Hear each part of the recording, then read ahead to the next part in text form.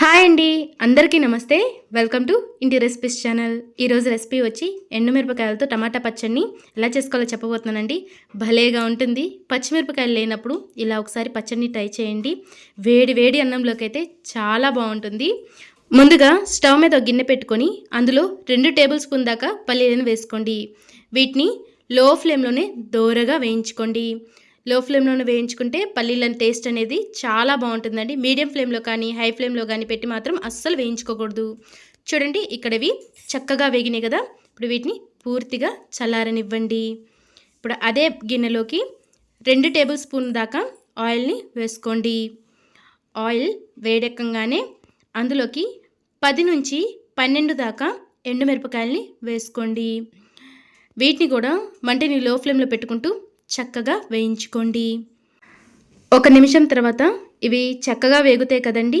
ఇప్పుడు అందులోనే 1 table spoon దాకా ధనియాలను కూడా వేసుకోండి. అలాగే 1 టేబుల్ స్పూన్ దాకా జీలకర్రను కూడా వేసేసుకోండి.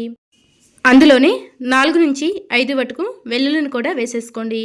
నేను ఇక్కడ పొట్టుతో సహా వేసుకున్నానండి. మీరు కావాలనుకుంటే పొట్టు తీసైనా వేసుకోవచ్చు. ఇప్పుడు వీటన్నిటిని బాగా మిక్స్ చేసేసుకొని గ్యాస్ ఆఫ్ చేసేసుకోండి. ఇలా ఆఫ్ చేసుకున్న తర్వాత ఇప్పుడు వీటిని కూడా ఒక గిన్నెలోకి తీసుకొని పూర్తిగా చల్లారనివ్వండి. అదే గిన్నెలోకి మరొక టేబుల్ స్పూన్ దాకా ఆయిల్ వేసుకొని 1 కప్పు వరకు పండు టమాటాలని ఇలా ముక్కలుగా కట్ చేసి వేసేసుకోండి.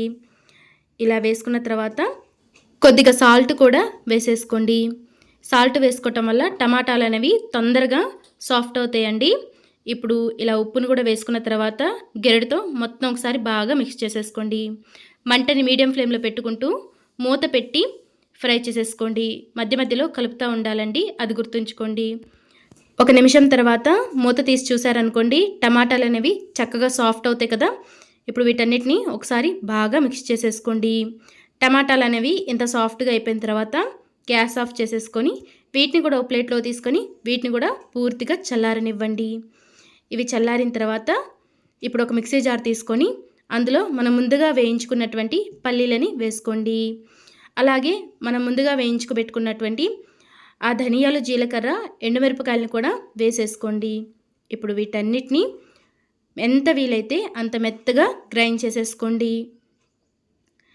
ఇలా గ్రైండ్ చేసుకున్న తర్వాత అందులోనే మనం వేయించి పెట్టుకున్నటువంటి టమాటా ముక్కల్ని కూడా వేసేసుకోండి. ఇలా టమాటా ముక్కల్ని కూడా వేసుకున్న తర్వాత ఒకవేళ ఉప్పు సరిపోతే ఉప్పుని కూడా వేసుకొని వీటన్నిటిని మెత్తగా గ్రైండ్ చేసేసుకోండి. చూడండి, ఇలా గ్రైండ్ చేసుకున్న తర్వాత ఈ మిక్సీ జార్ని పక్కన పెట్టేసుకుందాం. ఇప్పుడు స్టవ్ మీద మనం ముందుగా వేయించుకున్నటువంటి గిన్నెలోనే మరొక 2 టేబుల్ స్పూన్ దాకా ఆయిల్ని వేసుకోండి. ఆయిల్ వేడెక్కగానే అందులోనే 2 ఎండుమిరపకాయలను కూడా వేసుకోండి. అలాగే 1 టేబుల్ స్పూన్ దాకా పోపు దినుసులను కూడా వేసేసుకోండి. అందులోనే చిటికెడు ఇంగువను కూడా వేసేసుకోండి.